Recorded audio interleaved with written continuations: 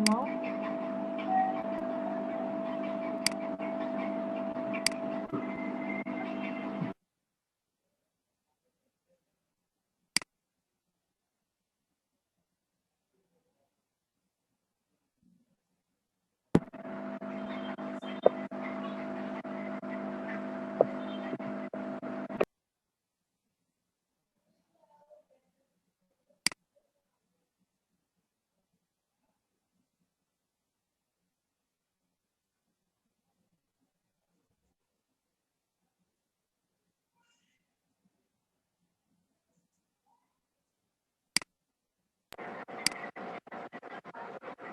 আচ্ছা, ক্লাস কি হচ্ছে কি হচ্ছে না?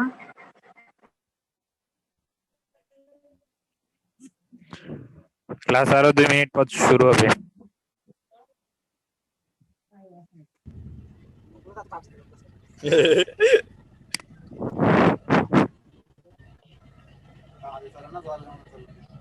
চলে পাবজি ভালোই খেলা যায়। কি RAM প্রসেসর কত? প্রসেসর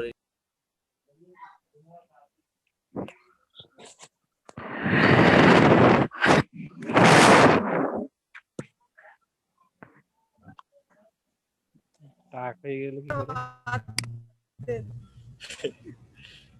হয় ল্যাপটপ নিচে কয়টা? এখানে 56,000। 56,000 টাকা দামের ল্যাপটপ চাইছি, RAM তো মানে মানুষ হাততালি করে মরে যাবে। হ্যালো, তুই মঞ্জুর মোর্শেদ নাও? হ্যাঁ, মঞ্জুর মোর্শেদ নাও? তুই অন। হ্যাঁ, তুই গন। কাজের মাঝখানে পড়াশোনা করছে মোর্শেদ না। আমি ওই দে, তুই অন। ভাই এইসব কি ভাষা? তুইও শুনে না ওটাও, তুইও শুনে না আমরা হাজির দিতে না তুই সসময় কেন দিতে না তুই। ওরে আমার ওটা তুই হন হই দি হ্যাঁ, আইলো আরেকজন আইলো তুই হন। জি স্যার। জি স্যার।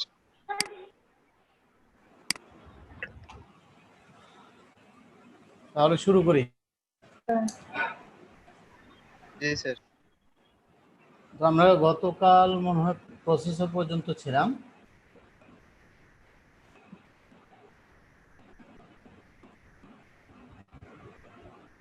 তো বলতে পারবে প্রসেসরের মেজর পার্টগুলো কি কি?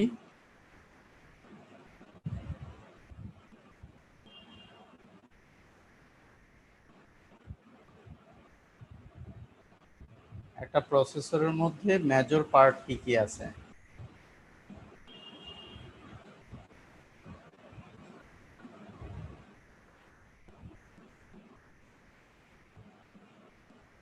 সবাই সাইলেন্ট কেন? শুনতে পাও? জি স্যার। প্রসেসরের মধ্যে মেজর পার্ট কি কি আছে?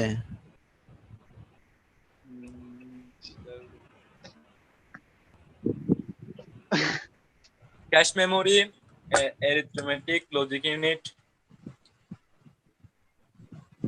Register, primary memory.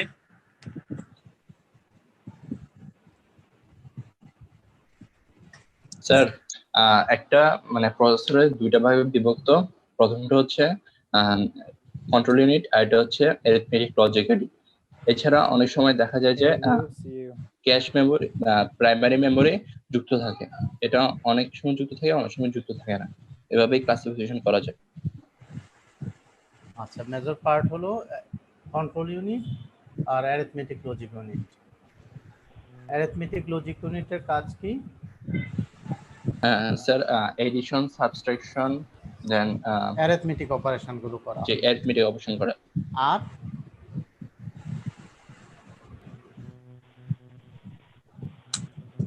লজিক্যাল অপারেশনগুলো করা। Arithmetic logic unit, that means arithmetic operation করবে, লজিক্যাল অপারেশনগুলো করবে। লজিক্যাল অপারেশন গুলো যেমন অ্যান্ড, অর, এরকম বলি না আমরা যে ওকে তুমি যদি ধরো দুইটা ইভেন্ট আছে যে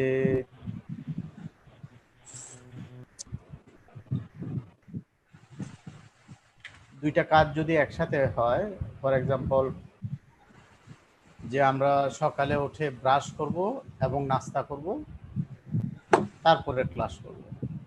যদি ধরো যে কোনো একটা মিস হয় হয়তো ক্লাস করব না, তার মানে দুইটা কাজই হতে হবে, তারপরে এটা হলে আমরা ক্লাসে যাব। অথবা দেখা যায় আইদার আমরা দাঁত ব্রাশ করেই বা ফ্রেশ হয়েই আমরা ক্লাসে যাব, অথবা আমরা মানে ব্রেকফাস্ট করে ক্লাসে যাব। এরকম কোনো একটা ইভেন্ট, এক বা একাধিক ইভেন্ট যদি থাকে, কোনো একটা ইভেন্ট যদি হয় তাহলে আরেকটা ইভেন্ট আমরা যদি কানেক্ট করি, সেরকম অপারেশনগুলোর লজিক। যেমন ধরো আমরা বাইনারিতে সাধারণত লজিকগুলো বলি, যদি কোনো একটা ট্রু হয় আর একটা যদি ফলস হয়, কোনো একটা ইভেন্ট ঘটে আর একটা ইভেন্ট না ঘটে, আর না ঘটে, তাহলে আমরা ট্রু ধরবো না ফলস ধরবো। এরকম অপারেশনগুলোকে সাধারণত লজিক্যাল অপারেশন বলা হয়। তিন ধরনের বেসিক লজিক্যাল অপারেশন আছে, অ্যান্ড, অর, নট। অ্যান্ড হলো এ একটা ইভেন্ট যদি হয়, বি একটা ইভেন্ট হয়, যদি এ ইভেন্ট এবং বি ইভেন্ট দুইটাই একসাথে বা দুইটাই যদি সম্পন্ন হয়, তাহলে হলো অ্যান্ড অপারেশন, তাহলে কাজটা হবে, এটা হলো অ্যান্ড অপারেশন। আর দুইটার মধ্যে যে কোনো একটা যদি ঘটে, দুইটাও ঘটতে পারে, একটাও ঘটতে পারে, তারপরে যদি আমরা তৃতীয় ডিসিশনটা নিতে পারি, তাহলে হলো অর অপারেশন। যাক, এইখানে এগুলো আমরা যখন নাম্বার সিস্টেমে যাব ওখানে একটু টাচ করব বিষয়টা। তো এই ধরনের অপারেশনগুলো যেমন যোগ, বিয়োগ, প্লাস, লজিক্যাল অপারেশনগুলো যদি আমরা করি, যে ইউনিট দিয়ে করি, যে কম্পোনেন্ট দিয়ে করি, এটা হলো অ্যারিথমেটিক লজিক অপারেশন। আমাকে হ্যালো স্যার আরেকটা হলো কন্ট্রোল ইউনিট। কন্ট্রোল ইউনিটের কাজ হলো কন্ট্রোল করা, কে কখন কাজ করবে। বিভিন্ন যে কম্পোনেন্টগুলো আছে, হার্ডওয়্যারগুলো আছে কম্পিউটারে, সেই হার্ডওয়্যারগুলো কে কখন কাজ করবে, কে কি কাজ করবে, সেই ইনস্ট্রাকশনগুলো যে মেনটেন করবে, সেই কন্ট্রোলিংটা যে করবে, সে হলো কন্ট্রোল ইউনিট। তাছাড়া প্রসেসরের ভিতরে সাপোর্টিং হিসাবে প্রসেসরকে ডাটা সাপ্লাই দেওয়ার জন্য যে কোনো অপারেশন করতে গেলে, যেমন অ্যারিথমেটিক অপারেশন করতে গেলে আমাদের ডাটা লাগবে। দুইটা নাম্বার যদি যোগ করতে চাই তাহলে দুইটা নাম্বার লাগবে। এই নাম্বারগুলোকে বলা হয় অপারেন্ট, এবং এই অপারেন্টগুলো কোথা থেকে আসবে? এই অপারেন্টগুলো কোনো না কোনো মেমোরি থেকে আসবে। তো কম্পিউটারকে ডাটা সাপ্লাই দেওয়ার জন্য অনেক ফাস্ট কিছু মেমোরি আছে, যেগুলোকে আমরা বলি যেমন ক্যাশ মেমোরি বা রেজিস্টার। এর মধ্যে রেজিস্টার হলো ছোট মেমোরি, যেগুলো অনেক ফাস্ট হয়, প্রসেসরের সাথে তাল মিলিয়ে কাজ করতে পারে। প্রসেসরের যে স্পিড, সাধারণত ওই স্পিডে কাজ করে, সেটা হলো রেজিস্টার। তারপরে লেয়ারে থাকে ক্যাশ মেমোরি। আমরা মেমোরি চ্যাপ্টারে এগুলো ডিটেল পড়ব। তাহলে আমরা দেখতে পাই যে একটা প্রসেসরে তিন ধরনের কম্পোনেন্ট থাকে, arithmetic logic unit, control unit এবং মেমোরি। তো মেজর পার্ট হিসেবে যদি বলা হয়, মেজর দুইটা পার্ট হলো অ্যারিথমেটিক লজিক ইউনিট আর কন্ট্রোল ইউনিট। প্রসেসরের মধ্যে এখন টেকনোলজি ডেভেলপ করার সাথে সাথে আমাদের কাজ বেড়েছে। আমরা আগে যখন প্রথম দিকে হয়তো একটা কাজ নিয়ে বিজি থাকতাম, এখন আমরা অনেকগুলো কাজ, অনেকগুলো প্রোগ্রাম একসাথে চালানোর চেষ্টা করি বা চালাই। যেমন এখন তোমরা জুম ইউজ করতেছো, কেউ হয়তো এর মধ্যে ফেসবুক ইউজ করতেছো, কেউ হয়তো মাইক্রোসফট অফিসের বা ওয়ার্ড এক্সেলে কাজ করতেছো, কেউ গান শুনতেছো, তো সবগুলোকে একসাথে কম্পিউটার মনে হচ্ছে যে একই সাথে করে। তো যেহেতু আমাদের ডিজায়ার বেড়েছে, আমাদের কাজের ব্যস্ততা বেড়েছে, আমরা চাই যে খুব কম সময়ে আমাদের কাজগুলো হোক। তো কম সময় করতে গেলে কিছু টেকনোলজি আছে যে আমরা যদি কাজগুলো ডিস্ট্রিবিউট করে দিতে পারি বিভিন্ন কম্পোনেন্টের মধ্যে তো তাহলে কাজটা অনেক ফাস্টার হবে। যেমন আমরা যদি এখন ধরো 4টা প্রবলেম সলভ করব, 4টা প্রবলেম সলভ করতে গিয়ে যদি আমরা বলি ওকে 4জন স্টুডেন্ট 4জন ভিন্ন ভিন্নভাবে একটা প্রবলেম সলভ করবে, তাহলে একটা প্রবলেম সলভ করতে যতক্ষণ লাগে আমরা 4টা প্রবলেম 4জন দিয়ে ওই সময়ের মধ্যে করতে পারি। আবার যদি আমি একজনকে বলি তুমি 4টা প্রবলেম সলভ করো, তাহলে তার 4 গুণ সময় লাগবে। একটা প্রবলেম সলভ করতে যতটুকু সময় লাগে তার 4 গুণ সময় লাগবে। তো এই ইস্যুগুলোকে সলভ করার জন্য বা এই ডিজায়ারটা ফুলফিল করার জন্য আমরা মাল্টিপল প্রসেসর ইউজ করি। Multiple processor means multiple core থাকবে এটার ভিতরে, যেটা ইন্ডিভিজুয়ালি কিছু প্রসেস করতে পারবে। যেমন core 1, core 2, core 3, core 4, dual core, quad core, octa core এরকম প্রসেসর আছে। আমরা সাধারণত ডুয়েল কোর প্রসেসরের কথা শুনেছি, কোয়াড কোরের প্রসেসরের কথা শুনেছি। এখন এই প্রসেসরগুলো যেমন প্রতিটা কোর, এখানে এই ফিগারটা যদি দেখো, ফিগারটাতে কোর 1 এর সাথে লেভেল L1 ক্যাশে আছে, কোর 2 এর সাথে L2 ক্যাশে আছে, L1 ক্যাশে আছে, এভাবে 3, 4 এর সাথে ইন্ডিভিজুয়ালি L1 ক্যাশে আছে। তার মানে লেভেল 1 ক্যাশেটা প্রতিটা কোরের সাথে অ্যাটাচ। লেভেল 2, লেভেল 3 ক্যাশেগুলো অনেক সময় শেয়ার্ড হয়। এটা একদম যে এটাই টিপিক্যাল আর্কিটেকচার তা না। অনেক সময় লেভেল 2 ক্যাশেগুলো শেয়ার হয় বিটুইন দি কোর্স, এবং লেভেল 3 ক্যাশেও শেয়ার হয় ডিপেন্ডিং অন দি আর্কিটেকচার। তো এরকম যদি মাল্টিপল কোর থাকে আমরা এটাকে বলি multi core processor. Multi core processor কেন? আমরা ইউজুয়ালি যে কোনো কাজ করার জন্য এখন আমরা প্যারালালি প্রসেস করি, যে একটা কোর মানে একটা কাজকে আমরা বিভিন্ন সেগমেন্টে ভাগ করে প্যারালালি কাজটা করে আবার রেজাল্টগুলোকে অ্যাকুমুলেট করি যাতে আমাদের কাজটা ফাস্ট হয়, বা আমরা কাজটাকে ডিস্ট্রিবিউট করে দিই বা কাজটাকে প্যারালালি প্রসেস করে।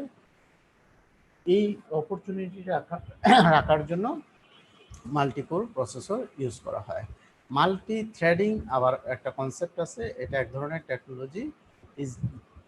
এই টেকনোলজির এবিলিটি কি?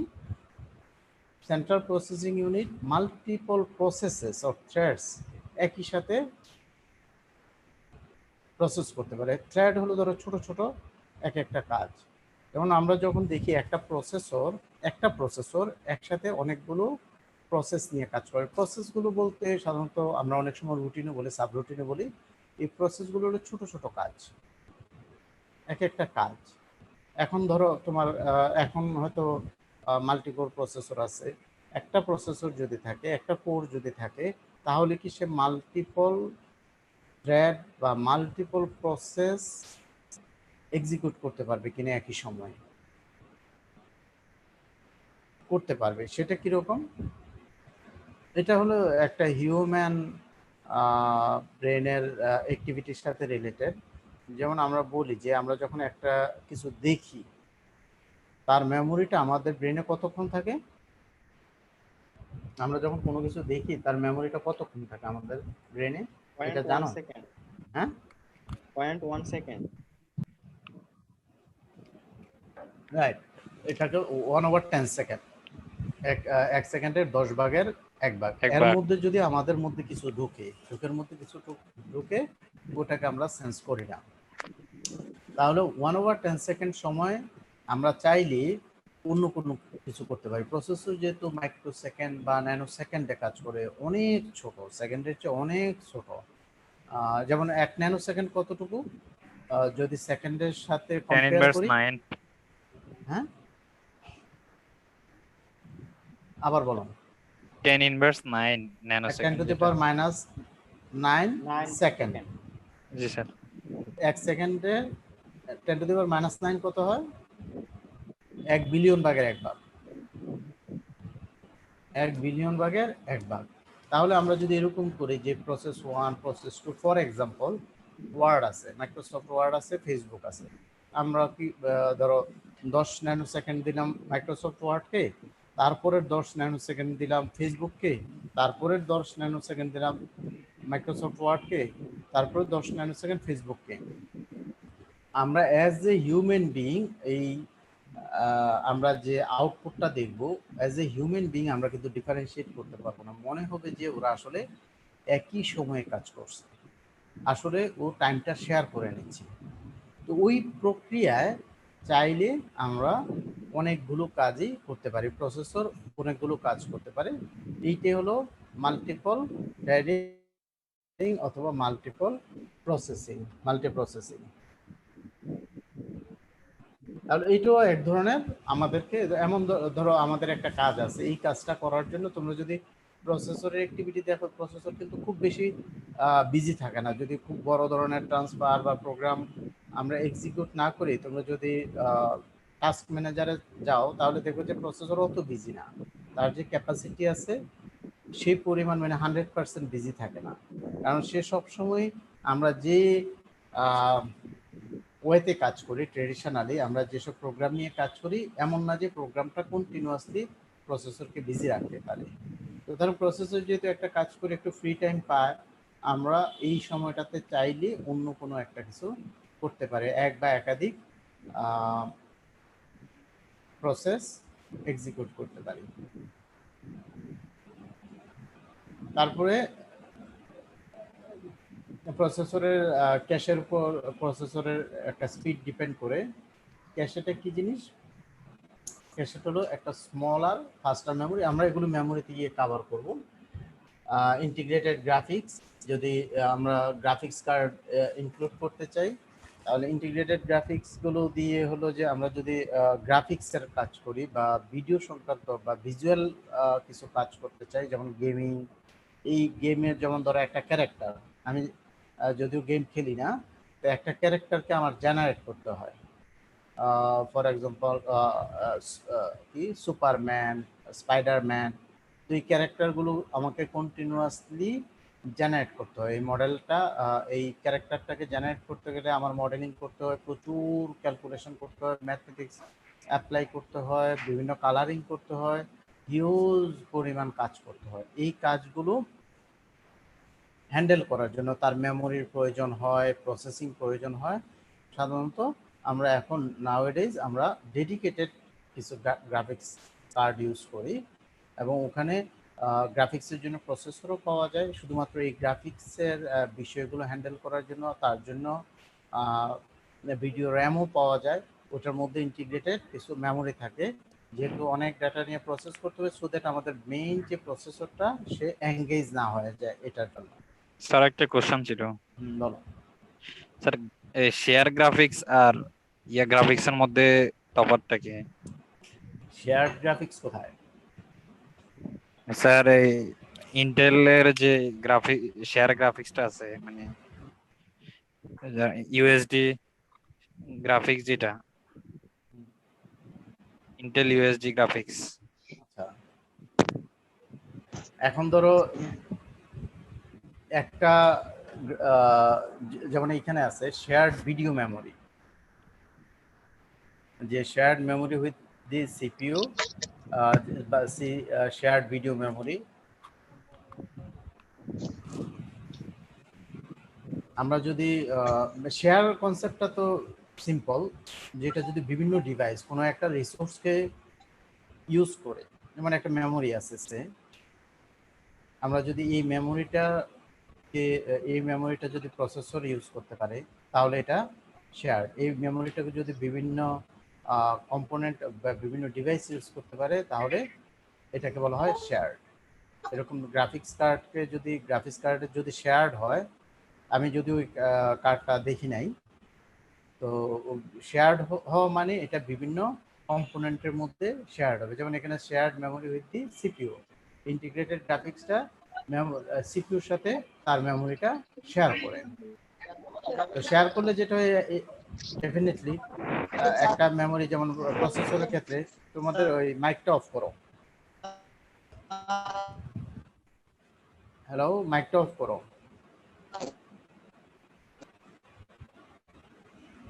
একটু আগে যেটা বলেছি, ধরো প্রসেসরের এক সেকেন্ডে 1 মিলিয়ন কাজ করার এবিলিটি আছে। 1 মিলিয়ন কাজ করার মধ্যে তুমি যদি ধরো 10টা কাজ দিতে পারো বা 100টা কাজ দিতে পারো বা 1000 কাজ দিতে পারো, তাহলে বাকি সময়টা কি করবে? সে ফ্রি থাকবে। আমি যদি তার পুরো ক্যাপাসিটিটাকে এঙ্গেজ করতে পারি, তাহলে আমি যেহেতু বেশি থ্রুপুট পাবো, বেশি আউটপুট পাবো, বেশি কাজ করাতে পারবো, তাহলে আমার ওভারঅল আমি একটা ইকোনমিক অ্যাডভান্টেজ পাবো। আমি ধরো একটা মেমোরি আছে, মেমোরিটা শুধুমাত্র বললাম যে প্রসেসর ছাড়া কেউ ইউজ করতে পারবে না, কিন্তু দেখা গেলো যে মেমোরিটা ফ্রি থাকে। এখন ধরো ভিডিওতে একটা মেমোরি আছে, এই মেমোরিটা আমি ভিডিও ছাড়া যদি কোথাও ইউজ না করি, দেখা গেলো যে আমি সেই পরিমাণ ভিডিও জেনারেট করতেছি না, সেই পরিমাণ ভিডিও ইউজ করতেছি না, মেমোরিটা পুরোপুরি ইউজ হচ্ছে না। তখন এই মেমোরিটাকে যদি আমি অন্য কাজেও ইউজ করতে পারি, তাহলে আমার ইকোনমিক অ্যাডভান্টেজ আমি পাবো। তো শেয়ার্ড মেমোরির কনসেপ্ট হলো যে এই মেমোরিটা যদি কেউ শেয়ার করে, যেমন আমাদের আগের ফিগারটাতেই দেখো, যেমন এইখানে শেয়ার্ড L3 ক্যাশে, এটা এই ফিগারটা দেখেই বোঝা যাচ্ছে যে L3 ক্যাশেটা কোর 1, কোর 2, কোর 3, কোর 4 এদের মধ্যে শেয়ার হবে। যেহেতু তার এক্সপানশনটা আমরা 4টা কোর পর্যন্ত এক্সটেন্ড করে দিয়েছি, সুতরাং এই 4টা কোরে তাকে শেয়ার করবে। তো এই শেয়ার কনসেপ্ট হলো এরকম, যদি মাল্টিপল রিসোর্স, মাল্টিপল কম্পোনেন্ট তাকে ইউজ করে, তখন এটা হবে শেয়ার। স্যার ওখানে নাকি 3D কাজগুলো করা যায় না শেয়ার গ্রাফিক্স এর মধ্যে? আমার আইডিয়া নাই, তুমি যদি খুব ইন্টারেস্টেড হও আমি দেখতে পারি। কারণ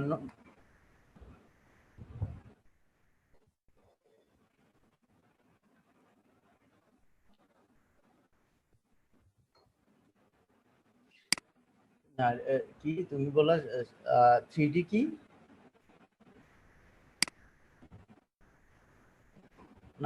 না, ওর প্রশ্নটা হলো যে 3D শেয়ার্ড মেমোরি দিয়ে 3D জেনারেট করা যায় না, এরকম কি একটা বলেছে না? জি স্যার। আচ্ছা, ওইটা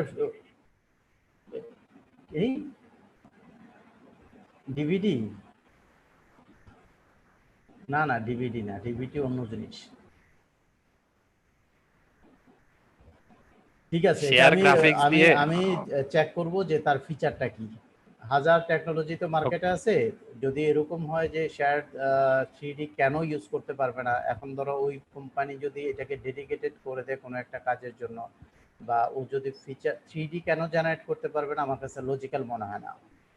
হ্যাঁ, যদি মানে মেমোরির সাথে 3D জেনারেট করাটা এমন যদি হয় যে কোনো একটা কাজ এই মেমোরি, মানে এই মেমোরিটা কোনো একটা কাজ ইউজ করতে পারবে না, কোনো একটা ডিভাইস বা কোনো একটা কম্পোনেন্ট ইউজ করতে পারবে না, ওরকম স্পেসিফিকেশন থাকলে তা করতে পারবে না। স্পেসিফিক্যালি 3D করা যাবে না সেটা আমি জানি না, সেন্সটা হয়তো এরকম হতে পারে যে 3D জেনারেট করা অনেক কম্পিউটেশনালি এক্সপেন্সিভ, স্যার অনেক কম্পিউটেশন করতে হয়। বলতেছিল যে মানে ডেডিকেটেড যেটা ওটাতে 3D কাজগুলো করা যায়, আর শেয়ার গ্রাফিক্স এর ক্ষেত্রে 3D কাজগুলো নাকি করা করাই যায় যায় না নাকি করাটা মানে ফিজিবল না, করাটা অনেক কমফোর্টেবল না? টাফ মানে স্লো করে বা ঝামেলা হয় আর কি অনেক। ইট মেক সেন্স, এটা ঠিক আছে। এই কথাটা যদি হয় তাহলে তো ঠিকই আছে, কারণ 3D তে অবশ্যই কম্পিউটেশন অনেক বেশি হবে। 3D মডেল যখন তৈরি করবে, 3D একটা ক্যারেক্টার তৈরি করবে, তার জন্য প্রচুর ক্যালকুলেশন করতে হবে। একটা 2D তৈরি করা আর একটা 3D তৈরি করার মধ্যে অনেক কাজের পার্থক্য আছে। যেমন তুমি যদি 2D থেকে 2D সাথে 3Dটা কম্পেয়ার করো, এটা মানে ইমাজিন করতে পারো যে এটা কি পরিমাণ ক্যালকুলেশন বৃদ্ধি করবে। যেমন ধরো একটা প্লেন আছে, আমি যদি এরকম উদাহরণটা দেই, একটা প্লেন আছে, এখন আমি যদি 3D শেপ নিতে চাই, এরকম হাজার হাজার প্লেন জোড়া দিতে হবে। বিষয়টা এরকম না? এটা কি বলা যায়, ধরো একটা বইয়ের পাতা আছে, এই পাতা অনেকগুলো, ধরো 100-150 পাতা মিলে বইয়ের ওই শেপটা হয় নাকি, বইটা উঁচু হয়।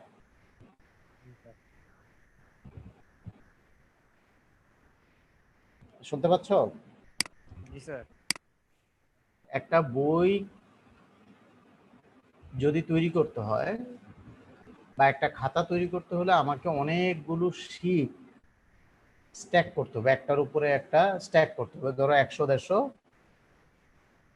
পেজ আমার স্ট্যাক করার পরে আমার বইটা তৈরি হবে। বইটা হবে দেখতে 3D, বইটা আসলে 3D, পেজ নিজেও 3D, কিন্তু আমাদের ভিজুয়াল সেন্স, আমরা খালি চোখে যা দেখি আমার মনে হয় যে এটা খুব থিন, এটা 2Dর মতো, তাই না? জি স্যার। প্র্যাকটিক্যালি যদিও 3D, বাট এটাকে 2Dর মতো আমরা ট্রিট করি। তো এরকম কতগুলো, প্রতিটা প্লেন বানাতে হবে না? আমি যদি একটা বই বানাতে চাই, প্রতিটা পেজ তো আলাদা আলাদা ভাবে বানাতে হবে। এখন হয়তো মানে এখানে আরো কিছু ট্রিক্স থাকবে, যে ওকে ভিতরে আমি যদি একটা, যেমন স্পাইডারম্যানের ক্যারেক্টারটা তৈরি করতে চাই, স্পাইডারম্যানের ক্যারেক্টারটা তৈরি করতে গেলে ডেফিনেটলি আমার ভিতরের অংশটা হয়তো তৈরি করা প্রয়োজন হবে না, যেহেতু ভিতরের অংশটা আমরা দেখি না। But G sir. তারপরও তো আমার প্রতিটা লেয়ার তৈরি করে আসতে হবে। এই লেয়ারগুলো তৈরি করতে গেলে আমার একটা প্লেনকে এক্সিকিউট করা, তৈরি করা, একটা প্লেন তৈরি করা মানে 2D-তে কাজ করা। আর যদি একটা ক্যারেক্টার তৈরি করতে হয় তাহলে আমার 3D কাজ করতে হবে, তাহলে আমার ক্যালকুলেশন তো অনেক বেড়ে যাচ্ছে। এখন যদি ওই মেমোরিটা শেয়ার্ড হয়, যেমন ওই একটা 2D ডাটা রাখতে যতটুকু জায়গা লাগবে, 3D ডাটা রাখতে ডেফিনেটলি এটা তো বুঝাই যায়, একটা পেজের যতটুকু ডাটা লাগবে 150টা পেজের তো এর চেয়ে অনেক বেশি ডাটা লাগবে। স্বাভাবিকভাবে এই জিনিসগুলো তৈরি করতে আমার প্রচুর স্পেসও লাগবে। এক লাগবে ক্যালকুলেশন, প্রসেসরকে অনেক কাজ করতে হবে। 2 নাম্বার হলো যে প্রচুর জায়গা লাগবে, মেমোরি লাগবে। এখন মেমোরি যদি শেয়ার্ড হয় ডেফিনেটলি তার জন্য অত স্পেস লেফট থাকবে না। এখন এই কথাটা এমন হইতে পারে যে ধরো তুমি যদি 2GB ইউজ করো তাহলে এক ধরনের স্পিড হবে, সেখানে যদি তুমি গ্রাফিক্সের মেমোরিটা 4GB বা 8GB ইউজ করো তাহলে এক ধরনের স্পিড হবে। এখন এই স্পিডটা তুমি একদম মুখস্থ বলে দিতে পারবে না যে ওই গ্রাফিক্সে যে মেমোরিটা থাকে সেই মেমোরিটা দিয়ে এটা শেয়ার্ড হলে ওটা স্লো হয়ে যাবে। কারণ আমি যতটুকু শেয়ার করবো, যার সাথে শেয়ার করবো, সে যদি অল্প স্পেস নেয় তাহলে তো আমি কোনো মানে যৌক্তিক কারণ দেখি না স্লো হওয়ার। বুঝেছো বিষয়টা? জি স্যার। ওকে, আমরা তাহলে নেক্সট স্লাইডে যাই। আমরা যখন এএলইউর ছবিটা আছে, এএলইউর ছবিটা এখানে দেখো, আমরা 4 বিটের দুইটা নাম্বারকে যোগ করে 4 বিট বা 5 বিটের একটা নাম্বার পাই। তো 4 বিটের যোগ করলে বেসিক্যালি 4 বিটই পাওয়া যায়, সাথে একটা ক্যারি জেনারেট হয়।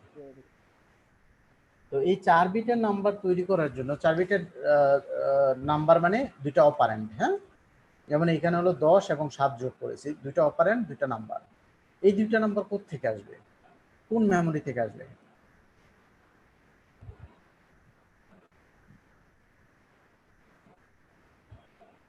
কোন মেমোরি থেকে আসবে? রেজিস্টার থেকে আসবে, রেজিস্টার থেকে আসবে। রেজিস্টারগুলো ডেডিকেটেড হলো প্রসেসরের সাথে ইন্টারফেস করার জন্য, প্রসেসরের সাথে ইন্টারফেস করার জন্য প্রসেসরকে যে ডাটাটা, যে মেমোরি ডাটা সাপ্লাই করবে, এগুলো স্পেশাল কিছু রেজিস্টার এবং অনেক হাই স্পিডের রেজিস্টার, এই ডাটাগুলো সাপ্লাই করবে রেজিস্টার প্রসেসরের কাছে। এখন ধরো 4 বিটের যদি অপারেশন হয়, এই অপারেশনটাকে আমরা কয় বিটের বলবো? যে অপারেশনটা এএলইউ যে ছবিটা আছে 4 বিটের। 4 বিটের অপারেশন বলবো, যেহেতু 4 বিটের ডাটা। তো 4 বিটের অপারেশন যদি হয় তাহলে 4 বিটের রেজিস্টার লাগবে, ডাটাটা যেহেতু রেজিস্টার সাপ্লাই করবে। আর রেজিস্টারের ডাটাগুলো, এই যে ডাটাগুলো ধরো ক্যাশ মেমোরি থেকে রেজিস্টারে আসবে, র্যাম থেকে ক্যাশ মেমোরিতে আসবে, বা হার্ড ডিস্ক থেকে র্যামে আসবে। এটাই হলো আসলে হায়ারার্কিটা, অর্গানোগ্রামটা, যে ডাটাটা কোন দিক থেকে মানে কার সাথে কার ইন্টারাকশনটা হবে, কে কাকে ডাটা সাপ্লাই দিবে। তো টিপিক্যালি সেকেন্ডারি স্টোরেজ যেমন হার্ড ডিস্ক থেকে ডাটাটা আসে ক্যাশ র্যামে, র্যাম থেকে ক্যাশ মেমোরিতে, ক্যাশ মেমোরি থেকে রেজিস্টারে। ধীরে ধীরে মেমোরিগুলো সাইজ ছোট হয়ে যায়, যেটা একদমই এখন প্রয়োজন হবে, ইমিডিয়েটলি প্রয়োজন হবে, সেই ডাটাটা থাকবে রেজিস্টারের মধ্যে। ইমিডিয়েটলি যেটা নিয়ে কাজ করা হয়, ইমিডিয়েটলি যে ডাটাটা তৈরি হবে তা থাকবে রেজিস্টারের মধ্যে। তার মানে এই ডাটাগুলো ক্যাশ মেমোরি থেকে যে রেজিস্টারের ডাটা যাবে, একটা পাথ লাগবে না, একটা চ্যানেল লাগবে না, কিছু কেবলের মাধ্যমে তো এই ডাটাগুলো পাস হবে। যেমন আমরা যখন মোবাইলে ডাটা ট্রান্সফার করি, ছবি ট্রান্সফার করি, একটা কেবল দিই না, ওই কেবল দিয়ে তো ডাটাটা যায়। এরকম প্যারালালে যদি অনেক ডাটা একসাথে পাস করার কোনো ব্যবস্থা থাকে, যেমন আমরা ইউএসবিতে সিরিয়ালি এক বিট করে আমরা ট্রান্সফার করি, কিন্তু ওগুলো হাই স্পিড বলে আমরা তো বুঝতে পারি না। কিন্তু যদি আমাদের প্রসেসরের ভিতরে তো আরো হাই স্পিডের ডাটা সাপ্লাই লাগবে, এই জন্য প্রসেসরে প্যারালালি অনেকগুলো কানেকশন থাকে যেগুলো দিয়ে ডাটা আসে। এই প্যারালাল এই কানেকশনগুলো, প্যারালাল এই তারগুলো, যে তারগুলোর ভিতর দিয়ে বিভিন্ন মেমোরি ডিভাইস থেকে ডাটাগুলো অন্য ডিভাইসে প্রপাগেট করে বা ট্রান্সফার হয়, সেই কেবলগুলো অ্যাজ এ হোল কালেকটিভলি বা একসাথে তাদেরকে বলা হয় ডাটা বাস। যেমন এইখানে আছে ডাটা বাস। যেমন আমাদের এলইউটাতে আমরা 4 বিটের একটা এক্সাম্পল দেখেছি, তাহলে ডাটা উইথ হবে যে ডাটা বাসে দিয়ে কি পরিমাণ ডাটা একসাথে আসতে পারে।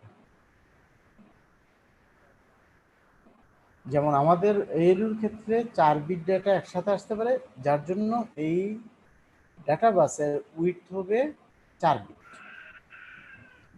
এটা কি টপোলজির মতো? না না, টপোলজি না, এটাকে বলা হয় সিস্টেম বাসের মধ্যে ডাটা বাসের উইথ, যে বাস দিয়ে ডাটা ট্রান্সফার হবে, ডাটা এক জায়গা থেকে আরেক জায়গায় যাবে, সেই বাসটাকে বলা হয় ডাটা বাস।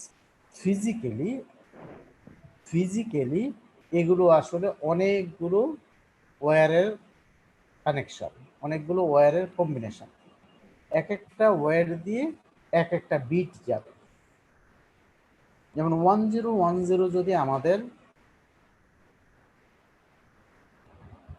ডাটাটা হয়ে থাকে, তাহলে প্রথম ওয়ানটার জন্য একটা লাইন থাকবে, দ্বিতীয় ওয়ানের জন্য একটা লাইন থাকবে, প্রথম ওয়ানের জন্য একটা লাইন, তারপরে জিরোর জন্য একটা লাইন, ওয়ানের জন্য একটা লাইন, জিরোর জন্য আরেকটা লাইন। তাহলে 4টা লাইন লাগবে, 4টা তার লাগবে। এগুলোকে একসাথে বলা হয় ডাটা বাস। এবং এটাতে যদি 4 বিট ডাটা একসাথে আসতে পারে, তাহলে 4 বিটের ডাটা বাস। তার ডাটা বাসের উইডথ হলো 4 বিট বা ডাটা উইথ হলো 4 বিট। তার সাথে আবার রেজিস্টারের কানেকশন আছে। রেজিস্টার যেহেতু সাপ্লাই করে, তার মানে রেজিস্টার 4 বিটের ডাটা হোল্ড করতে পারে। তার মানে ডাটা বাস যত হয়, ইউজুয়ালি রেজিস্টারটা ওই ডাটা বাস যদি 4 বিটের হয়, রেজিস্টার হবে 4 বিটের, এএলইউ হবে 4 বিটের, প্রসেসরের ক্যাপাসিটি হবে 4 বিটের। সে একসাথে 4 বিট প্রসেস করতে পারবে বা যোগ করতে পারবে। 4 বিট স্যার আমরা যে মেসেজ পাঠাই, ওটা কি এক বিট করে যায়? এটা ডিপেন্ড করে টেকনোলজির উপর। ইউজুয়ালি এক বিট করে যায়, এগুলো সিরিয়ালি যায়। আচ্ছা স্যার। ইভেন আমরা যে পেন ড্রাইভ থেকে কম্পিউটারে ডাটা পাস করি, আমরা কম্পিউটারে ফাইল বা ছবি আনা নেওয়া করি না, জি স্যার। সেগুলো এক বিট করে যায়, যার কারণে এটা বলে সিরিয়াল বাস বলে, universal serial bus. U for universal, S for serial, B for bus, USB. যদি আমরা প্যারালালি করতে পারতাম তাহলে আরো ফাস্ট হতো, কিন্তু এই সিরিয়াল বাস যা, ধরো আমরা যে ইউএসবিটি ইউজ করি এগুলো তো অনেক স্লোয়ার ডিভাইস। আমরা দেখব মেমোরির চ্যাপ্টারটাতে আমরা দেখব, এগুলো কিন্তু অনেক স্লোয়ার ডিভাইস। প্রসেসর এত স্লো কাজ করলে আমরা এত কিছু করতে পারবো না, কম্পিউটারে অনেক স্লো হয়ে যাবে। এই জন্য প্রসেসর সবসময় প্যারালালি বাঞ্চ অফ ডাটা একসাথে ধরো 16 বিট বা 32 বিটের ডাটা প্রসেস করে। যে প্রসেসরটা 32 বিট ডাটা প্রসেস করে সেটা হলো 32 বিট প্রসেসর। এগুলো আগের মডেল এবং এদেরকে x86 এই সিম্বলটা দিয়ে ডিনোট করা হয়। আর 64 এর ক্ষেত্রে লেখা হয় x64। যে প্রসেসর x64 লেখা থাকবে সেটা হলো জি স্যার। 64 bit processor. স্যার 32 বিটের একটা প্রসেসরে যদি আমি 4 বিট দিই, ওটা কি ট্রান্সফার হবে? বা 4 বিট তো তুমি আসলে দিতে পারবে না। 4 বিট কি দিবে? ধরো 10 দিতে চাও, তাই তো?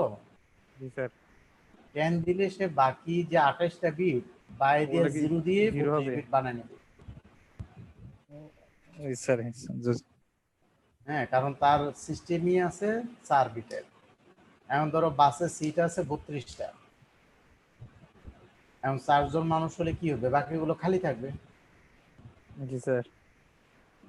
হয়তো এই টাইপের কনসেপ্ট আর কি, যে 4 বিট ঠিক আছে, কিন্তু অপারেটিং সিস্টেম যেগুলো মাস্টার মাইন্ড বা যে মেমোরি, যেখানে বলাই আছে 32 বিটের জায়গা আছে, এখন তুমি যদি 4 বিট ব্যবহার করো সেটাকে 32 বিটে, আসলে সে 32 বিট হিসেবেই ট্রিট করবে।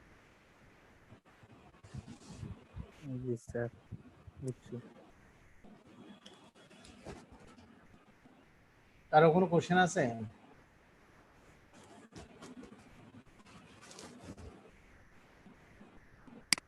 ওকে, যেমন হাইব্রিড প্রসেসর, এটা ধরো ব্যাকওয়ার্ড কম্প্যাটিবল, সে 32 বিটও প্রসেস করতে পারবে আবার 64 বিটও প্রসেস করতে পারবে। এটা তোমরা দেখবে এই টার্মটা খুব হয়তো শুনবে, যে ব্যাকওয়ার্ড কম্প্যাটিবল, যে আগে যে মডেলটা ছিল, আগে যেভাবে প্রসেস করা হতো এখন ফাস্ট হয়েছে।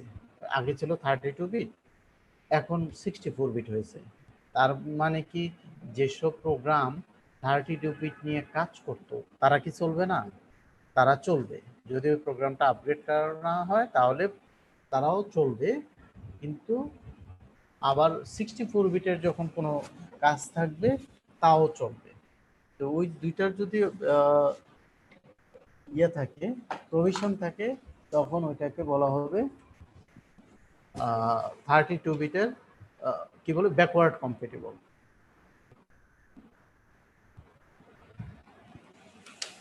আর 64 বিট প্রসেসর তো বললাম, 64 বিট প্রসেসরগুলো ব্যাকওয়ার্ড কম্প্যাটিবল হয়।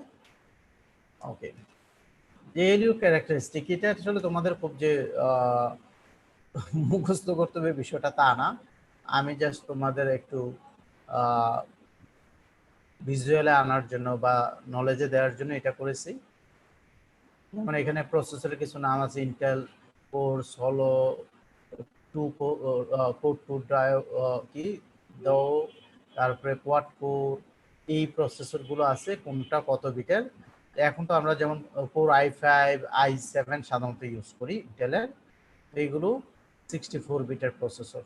এবং দেখো যে ওই যখন ডুয়েল কোর চলে আসছে তখন থেকেই 64 বিটের প্রসেসিং হয়।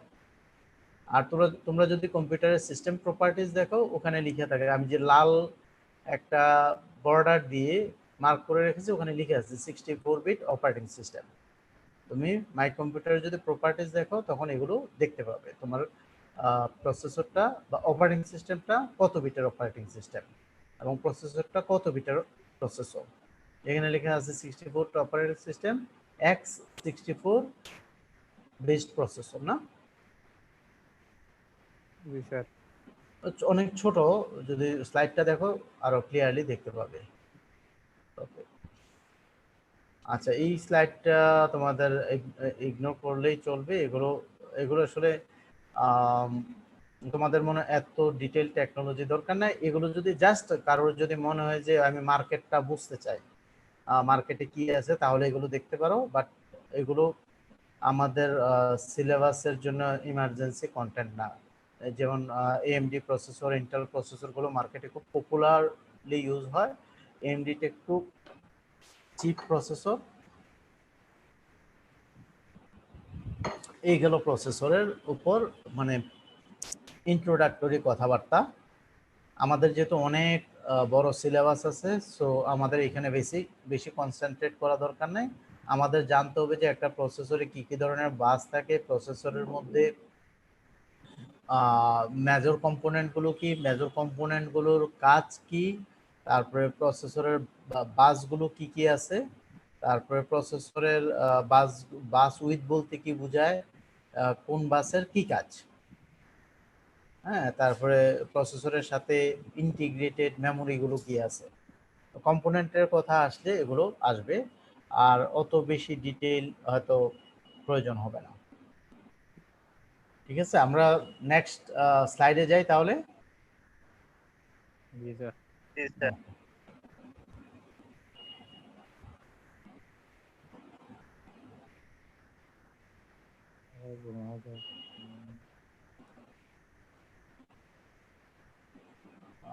তারপরে হলো কম্পিউটার মেমোরি। হ্যাঁ,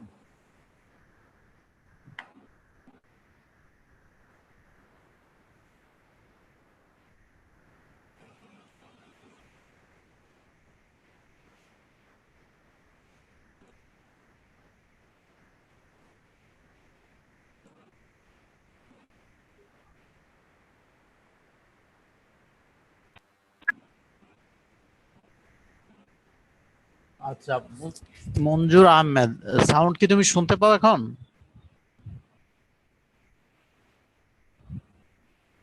তুমি মেসেজ দিয়েছো যে ওই সাউন্ড একটু লাউড করার জন্য, তুমি শুনতে পাও এখন?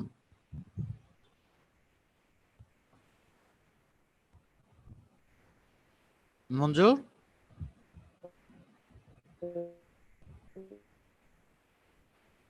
তোমার নেটওয়ার্কে কি কোনো প্রবলেম আছে?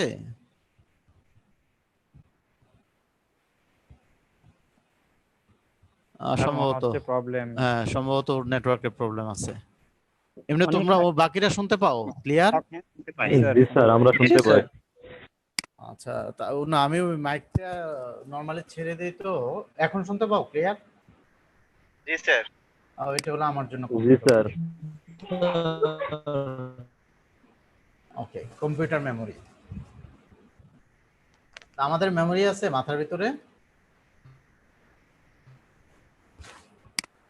তোমাদের মেমোরি আছে না? আছে। আচ্ছা, টাইটানিক ছবি দেখেছো তোমরা? জি স্যার, দেখেছি স্যার। সব মনে আছে? আছে স্যার, মোটামুটি আছে। সত্যি মনে আছে? হ্যাঁ স্যার, মোটামুটি আছে। মনে আছে। বলো তো ডিকাপ্রিও কয় রকমের ড্রেস পরছিল? অত মনে নাই স্যার। মনে করবো। আচ্ছা, আমি যদি জিজ্ঞেস করি যে কেট উইন্সলেট কত রকমের ড্রেস পরছে, এরা এখানে কিন্তু কেউ অনেকেই আছে যারা বলতে পারবে। তো এইটার কারণটা কি? কারণটা হলো যাদের কাছে ড্রেস ইম্পর্টেন্ট তারা ড্রেসে বেশি কনসেন্ট্রেট করেছে, যাদের কাছে হেয়ার স্টাইলটা ইম্পর্টেন্ট তারা হেয়ার স্টাইলে কনসেন্ট্রেট করেছে। স্যার হেয়ার স্টাইলটা মনে আছে স্যার। হ্যাঁ, তাহলে তুমি হয়তো হেয়ার স্টাইল পছন্দ করো, যার জন্য হেয়ার স্টাইলে, যার কাছে মেকআপ ইম্পর্টেন্ট তার কাছে তার মেকআপের কথা হয়তো মনে আছে। যার যার কাছে আইসবার্গটা ইম্পর্টেন্ট ছিল তার হয়তো ওইটা কিছুটা মনে আছে। স্যার আমার শুধু এটা মনে আছে যে টাইটানিক জাহাজটা আইসে বাড়ি খাই ভাঙে নাই, ওটা হচ্ছে নিচে আগুন লাগছিল সেজন্য হয়েছে। ওইটা মনে আছে তোমার? হ্যাঁ, তো আগুন লেগে তো এটা ডুবে নাই, আগুন লেগে ডুবছিল। এটা মেইনলি যেটা দেখাইছে না স্যার, ও তাহলে দেখেই নাই স্যার, ও আন্দাজ না বলতেছে। না, এটা মেইনলি হচ্ছে টাইটানিকের সত্যি ঘটনা না। যেটা দেখাইছে ওটা আসলে অনেকটা কাল্পনিক টাইপের। যেটা আসলে করছে ওটা হচ্ছে নিচের তলা আগুন লাগছিল, যেখানে কাজ করতেছিল, ওই আগুনের কারণে ওইটা ভাঙা শুরু করছে। তুই বুঝলি কি করে? এটা কি তোমার কোনো পরিচিত লোক ছিল ওখানে? আমার বাইরে তুই চলে ছিলি এখানে? এটা হবে না। না, ওখানে কি তোমার পরিচিত কেউ না ছিল? না, এটা আপনার এনসাইক্লোপিডিয়াতে আছে কিছু। এটা হাজার রকমের গল্প আছে, এটা নিয়ে প্রচুর গল্প আছে, ওই গল্পে আমি যেতে চাই না। কেউ বলে নায়কের জন্য ডুবছে, কেউ বলে নায়িকার জন্য, এগুলো তো সব ভুয়া। আমি এগুলো- নায়িকার না কথা না বলি না, না এটা না তোমার ইন্টেনশন নায়িকাতে ছিল, তুমি নায়িকা বলতেছো। এই তোমরা এগুলো নিয়ে কি এইসব আর্গুমেন্ট না করাই ভালো এখানে। না, এটা বিষয়টা হলো যে সিনেমা অবশ্যই একটু সিনেমাটিক হতে হবে, নতুবা কি তোমাকে তুমি দেখতে যাবে? তুমি দেখো তো তোমার সেটাই স্যার। চেহারাটা, তোমার ছবিটা তুমি যদি কাউকে মানে বলো যে একটা ক্যামেরা দিয়ে আমার ছবি উঠাও, এটাকে আমি পাসপোর্ট সাইজের ছবি হিসাবে প্রিন্ট করবো বাসায় ছবিটা উঠে দেখবে যে কেমন লাগে। আর যখন তুমি কোনো একটা স্টুডিওতে ছবিটা উঠানোর পরে যখন প্রিন্ট করবে তখন কেমন লাগে। তো এখানে হলো পার্থক্য। তো স্টুডিও যেটা করে এটাকে একটু মনে হয় রং সং দেয়, কিছুটা মেকআপ হ্যাঁ স্যার, করে, সেটাই। কিছুটা প্রসেস করে। সিনেমার বিষয়টা ওরকম, ওরা সবসময় চেষ্টা করে এই কন্টেন্টগুলোকে একটু অ্যাট্রাকটিভ করা। হয়তো টাইটানিক সিনেমার কারণে পৃথিবী জোড়া মানুষ জানলো যে টাইটানিক নামে একটা জাহাজ ছিল, এটা ডুবে গেছে। হ্যাঁ আসলে অরিজিনাল ঘটনা যাই হোক, অ্যাটলিস্ট মানুষ একটা আইডিয়া তো পাচ্ছে, জানতে পারছো। হ্যাঁ। তো এইটাও একটা ফ্যাক্ট, একটু হিস্টোরিক্যাল বিষয় জানলো, প্লাস একটু রিক্রিয়েশনও হলো। হ্যাঁ স্যার আমি এখনো দেখি নাই। আচ্ছা। না, এটা দেখো নাই, এটা তোমার একান্ত ব্যক্তিগত চয়েস, এটা নিয়ে আমাদের কিছু বলার নাই। হ্যাঁ, যেমন আমি প্রথম সিনেমা মানুষজন যখন প্রাইমারি স্কুলে সিনেমা দেখে, আমি প্রথম সিনেমা দেখি ইউনিভার্সিটিতে সেকেন্ড ইয়ারে ওঠার পরে, মানে হলে গিয়ে সিনেমা দেখি। তাও কি আমার জাফর ইকবাল স্যার ছিলেন, উনি প্রথম সিনেমা দীপু নাম্বার 2 মনে লিখছিলেন। স্যার আপনি কোন হলে ছিলেন স্যার? আমি ওখানে তো একটা হলে ছিল তখন, শাহ পরাণ হল। আমি তো সিলেট শাহজালাল থেকে পাশ করা। ও আচ্ছা আচ্ছা, আমি তো সিইউ থেকে। না, জাফর ইকবাল স্যার তো আমাদের ডাইরেক্ট স্যার ছিলেন। তো উনি যেহেতু লিখছেন, এখন সবাই দল বেঁধে যাচ্ছে, আমিও ভাবলাম যে কি সিনেমা একটু দেখে আসি। এটা ছিল আমার প্রথম সিনেমা হলে সিনেমা দেখা। এরপর তো সারা জীবনে দুই একটা দেখেছি বিদেশে কিছু কিছু, বা বাংলাদেশে এখন তো এখানে দেখেছি 2 নাম্বার গেটে একটা ভালো থিয়েটার আছে, সিনেমা হল, ওই যে কি জানি ফিনলেতে। তো এইখানে মনে দেখেছি একটা। যাই হোক, এখন এনভায়রনমেন্ট গুলো অনেক ভালো সিনেমা দেখার জন্য, হোয়াট এভার। তো এটা তোমার চয়েস, তুমি দেখবে কি দেখবে না। তো আমরা যেটা বলতে চাচ্ছি, মেমোরির বিষয়টা এরকম যে দেখো, তোমরা দেখেছো, কিন্তু কি দেখেছো? একটা পোর্শন। তুমি মনে করো যে তুমি সবই জানো, কিন্তু আমি যদি বলি যে ডিক্যাপ্রিও যখন অনেকগুলো ক্লোজ শটই তো আছে, তার ব্যাকগ্রাউন্ডে কি ছিল, পানি ছিল না জাহাজ ছিল, বা জাহাজের কালার কি ছিল, ওখানে কয়টা জানালা ছিল, দরজা কয়টা ছিল, তার ক্যাপটা কোন কালারের ছিল, ওই যে কন্টেন্ট গুলো, এই যে ডিটেইল প্রতিটা পয়েন্টে পয়েন্টে, এগুলো তো তোমাদের মনে নাই। কিন্তু আমি যদি বলি যে পানিতে কতক্ষণ ধরে এসেছিল স্যার? কিন্তু আমি যদি তোমাকে এখন বলে দেই তুমি সিনেমাটা দেখবে, আচ্ছা, ও যে ওরা যখন জাহাজের সামনে এসে দাঁড়ায় তখন ব্যাকগ্রাউন্ডে কয়টা জানালা দেখা যায়, এটা তোমাকে জিজ্ঞেস করা হবে, তাহলে তুমি কিন্তু খুব মনোযোগ দিয়ে সিনেমা না দেখে জ্বালানা খুঁজতে থাকবে। স্যার মেডিকেল অ্যাডমিশন টেস্টের জন্য ইম্পর্টেন্ট যদি বলে তাইলে এভাবে ফোর্ট দিতে হবে। হ্যাঁ, তো এখন ফ্যাক্ট হলো এটা যে আমরা আমাদের মেমোরি আছে, আমরা মেমোরিতে সবকিছু স্টোর করি না, নিও না। আই গেস মেমোরিতে আমাদের সবকিছু আসলে ঢুকেও না। আমাদের মানে ব্রেন প্রসেস করার পর কিছু হয়তো অ্যাবস্ট্রাক্ট কিছু হয়তো ব্রেনে থাকে। আর তুমি যদি এই কথাটাই যদি আমি বলি কম্পিউটারের ক্ষেত্রে,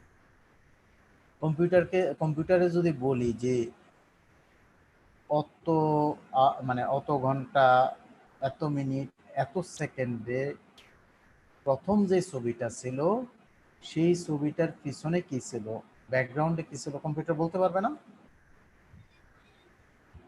ইচ অ্যান্ড এভরি পয়েন্ট কম্পিউটারের কাছে আছে। কম্পিউটার মেমোরিতে কিন্তু ইচ অ্যান্ড এভরি পয়েন্ট আছে। আমাদের যদি 1.5 ঘন্টার সিনেমা হয়ে থাকে, প্রত্যেকটা ইনফরমেশনই ওখানে রয়ে গেছে, কিন্তু আমাদের ব্রেনে কিন্তু ইনফরমেশনটা নাই। সেই সেন্সে আমার মানে আমি বিশ্বাস করি যে আমাদের মেমোরির যে কম্পিউটার মেমোরিটা অনেক বেশি রিচ। আমাদের মেমোরি অবশ্যই আমাদের ব্রেন অবশ্য প্রসেসেরও কাজ করে, এই প্রসেসিংটা হয়তো কম্পিউটারের চেয়ে বেটার, বাট মেমোরির দিক দিয়ে মেমোরিতে সব কিছুই থাকে কম্পিউটার মেমোরিতে, এবং 10 বছর 20 বছর 100 বছর পরেও তা থাকবে। তো কম্পিউটারের মেমোরিগুলোকে বিভিন্ন সময়ে তৈরি করা। তো যেমন ধরো তোমরা যখন ছোট ছিলে তখন মোবাইল ছিল না, এখন বাচ্চা জন্মের পর প্রথম যেটা হাতে নেয় এটা হলো মোবাইল, তাই না? সময়ের প্রেক্ষিতে বিভিন্ন টেকনোলজি আসে, বিভিন্ন ডিভাইস আসে, সবসময় আমরা চেষ্টা করি যাতে ডিভাইসটা ফাস্টার কাজ করে, রিলায়েবিলিটি বেশি হয়, তাড়াতাড়ি নষ্ট না হয়ে যায়। তো এই সময়ের সাথে সাথে যে মেমোরিগুলো তৈরি হয়েছে সেগুলো এখানে মোটামুটি একটা লিস্ট দেয়া আছে। তো মেমোরি যেগুলো আছে এগুলোকে মেজর আমরা 2 ভাগে ভাগ করি, একটা হলো ইন্টারনাল মেমোরি আর একটা হলো এক্সটার্নাল মেমোরি। ইন্টারনাল মেমোরিটা কীরকম? কম্পিউটার নিজে চলার জন্য, নিজে রান করার জন্য, কাজ করার জন্য যে মেমোরিগুলো আবশ্যক, যেগুলো লাগবে, কম্পিউটারের সাথে থাকে, সেগুলোকে বলি আমরা ইন্টারনাল মেমোরি। আর এক্সটার্নাল মেমোরি হলো সাপোর্ট করার জন্য, বা সেকেন্ডারি মেমোরি, কন্টেম্পোরারি আমরা একইভাবে আমরা বলতে পারি প্রাইমারি মেমোরি। এই জন্য আবার মেইন মেমোরি হিসাবে আমরা তাকে ট্রিট করি ইন্টারনাল মেমোরি, মেইন মেমোরি বা প্রাইমারি মেমোরি। আর যেগুলো সাপোর্টিং হিসেবে থাকে এগুলো হলো এক্সটার্নাল মেমোরি বা সেকেন্ডারি মেমোরি। ইন্টারনাল মেমোরির মধ্যে দেখো ক্যাশ মেমোরি আছে। আমরা অনেক সময়ই রেজিস্টারটাকে এই লিস্টে আনি না। মেমোরি বলতে যেরকম একটা স্পেসের বিষয় আছে, যে একটা জায়গা, ছোট জায়গা হোক বড় জায়গা হোক, রেজিস্টারটা আসলে ওই সেন্সে আমরা ট্রিট করি না, যার জন্য দেখো এখানে রেজিস্টারটা লেখা নেই। But if you want you can include it, কারণ অনেক লিটারেচার আছে, অনেক টেক্সট আছে যেখানে রেজিস্টারকে মেমোরি হিসেবে ট্রিট করা হয়। ইন্টারনাল মেমোরি প্রধান 3টা ভাগ আছে, একটা হলো ক্যাশ মেমোরি, র্যাম, রম। তারপরে র্যামের মধ্যে ধরো এস র্যাম, ডি র্যাম, আমি আসবো তাদের ইলাবোরেশনগুলোতে। ডি র্যামের মধ্যে এস ডি র্যাম, আর ডি র্যাম, তারপরে DDR, S D RAM, DDR এর মধ্যে 1 2 3 4 5 এরকম।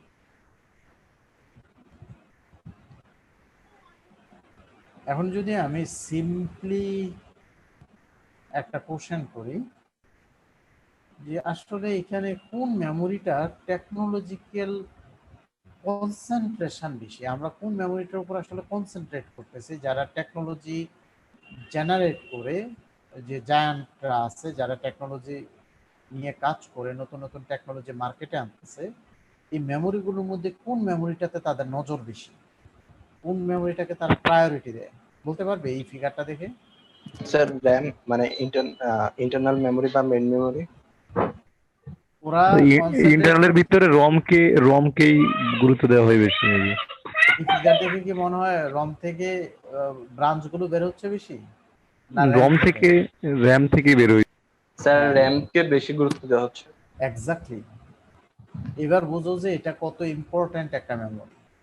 আমরা এখানেই এটাকে সবসময় ফাস্টার করার চেষ্টা করতেছি। দেখো ডিফারেন্ট লেয়ারে ডিফারেন্ট টাইমে বিভিন্ন সময়ে শুধুমাত্র এটাতে যতটুকু এফোর্ট দেওয়া হয়েছে, তুমি যদি এক্সটার্নাল মেমোরির কথা বলো ওখানে এফোর্ট দেওয়া হয়েছে, বাট এই জায়গাটা দেখো লেয়ারে লেয়ারে লেয়ারে লেয়ারে এটা বেড়ে যাচ্ছে। মানে এই মেমোরিটা খুবই ইম্পর্টেন্ট, যার জন্য মেমোরি বলতে নর্মালি সাধারণত আমরা যদি এমনি মেমোরির কথা বলা হয় নর্মালি আমরা র্যামকে ইন্ডিকেট করি। ওকে, ক্যাশ মেমোরি আমরা দেখেছি, প্রসেসরের সাথে ক্যাশ মেমোরি থাকে। আমরা এখন দেখব র্যামের এই প্রকারভেদগুলো কি কি। আর রম হলো রিড অনলি মেমোরি, র্যাম হলো random access memory, R for random, A for access, M for memory. র্যামকে দুই ভাগে ভাগ করা হয়, একটা হলো এস র্যাম আর একটা ডি র্যাম। এটা আসলে টেকনোলজিক্যাল ডিফারেন্স। এস র্যাম হলো স্ট্যাটিক র্যাম, ডি র্যাম হলো ডাইনামিক র্যাম। ডাইনামিক, তোমাদের মধ্যে কেউ আসো ডাইনামিক? নাই? ওই যে কি একটা সিনেমা আছে না যমজ, সরি নাটক আছে না মোশাররফ করিমের যমজ, নাটক দেখছো? যমজ নাটকটা দেখো নাই? আমার যখন হাসতে ইচ্ছা করে আমি ওইটা দেখি। হ্যাঁ, তো মোশাররফ করিম বলে না যে ব্লুটুথ 3D না 3G বয়, হ্যাঁ, তো ডাইনামিক বয়। তো ওই ডাইনামিকটা কি জিনিস? ডাইনামিকটা হলো যে একটা জায়গায় আটকে থাকবে না, খুব মানে সময়ের সাথে সাথে সে নিজেকে আপডেট করবে। মানে কোনো একটা বিষয় নিয়ে একদম মানে একটা পার্টিকুলার বিষয় নিয়ে সে খুব কনজারভেটিভ থাকবে না। কনজারভেটিভ বলতে যে ওইটা নিয়েই থাকবে না, যে নতুন কিছু আসছে সে নতুনটাকে যাচাই করে দেখবে, নতুন নিজেকে প্রয়োজন মনে করলে আপডেট করবে। এই ধরনের কনসেপ্টগুলোকে বলা হয় ডাইনামিক। মানে একটা স্ট্যাটিক হলো স্থির, এটা হলো স্থির না। আসলে টেকনোলজির একটু বিষয় আছে এখানে, যেটা কেন স্থির না, এটা কেন স্থির।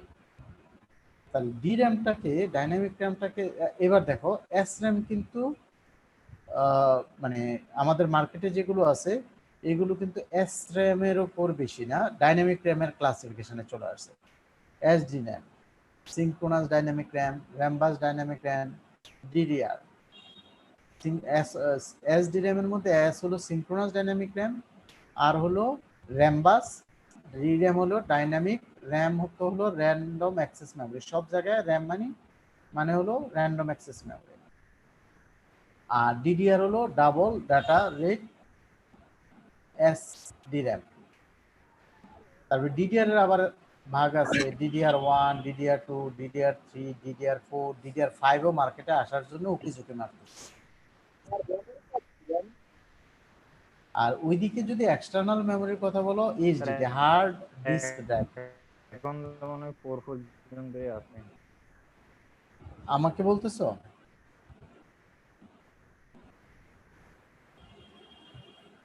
হ্যালো,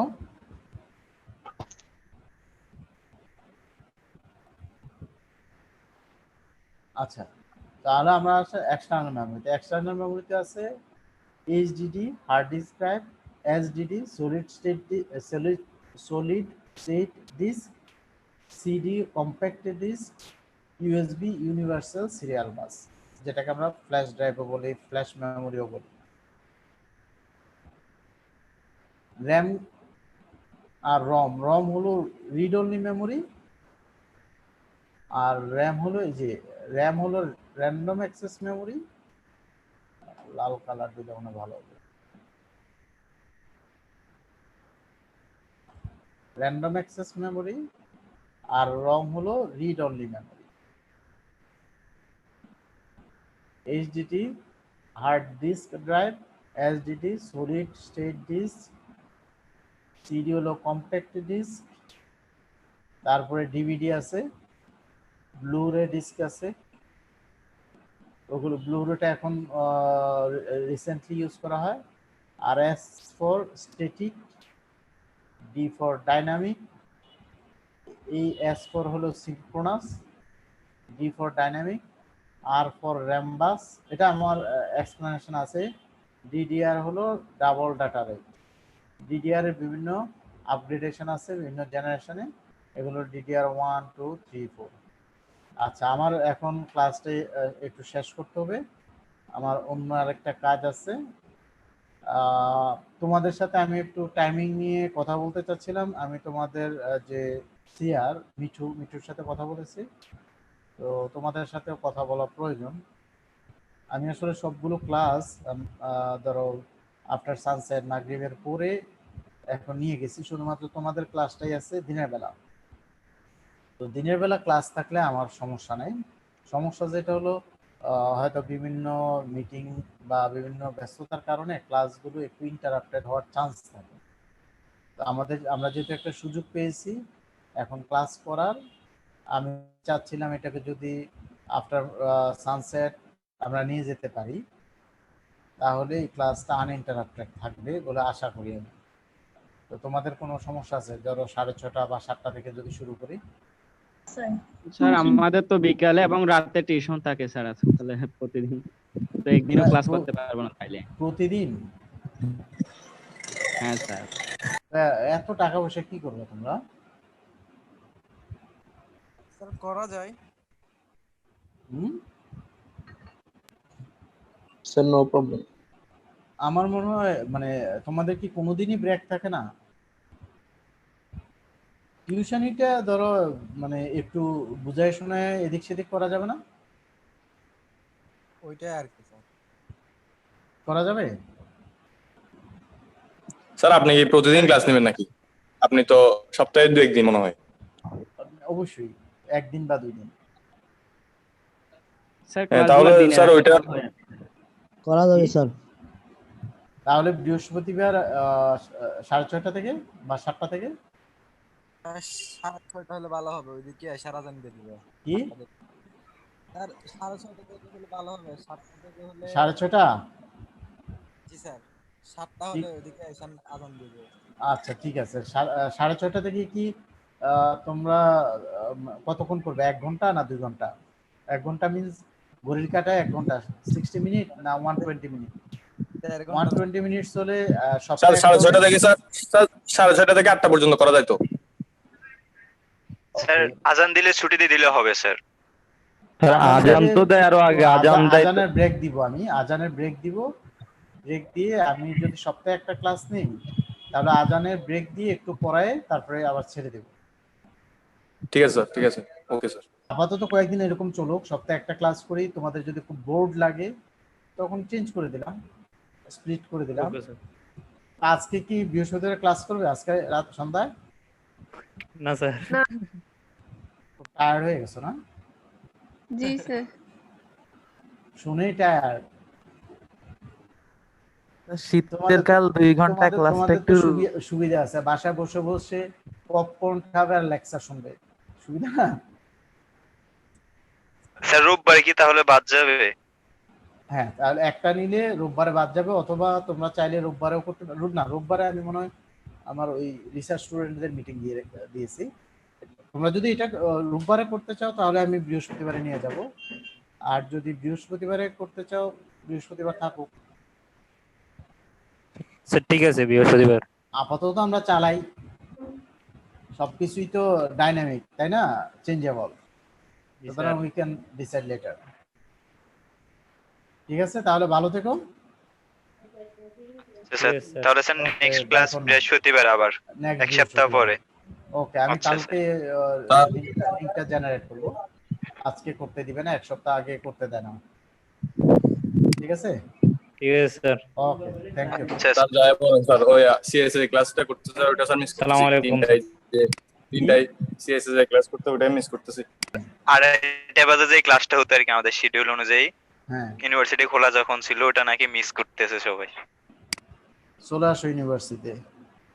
তো এটা তো আমি আবার বলতে পারবো না, বললে আমি আবার মামলার মধ্যে পড়ে যাব। হবে, ইউনিভার্সিটি খুললে দেখা হবে, সমস্যা নাই।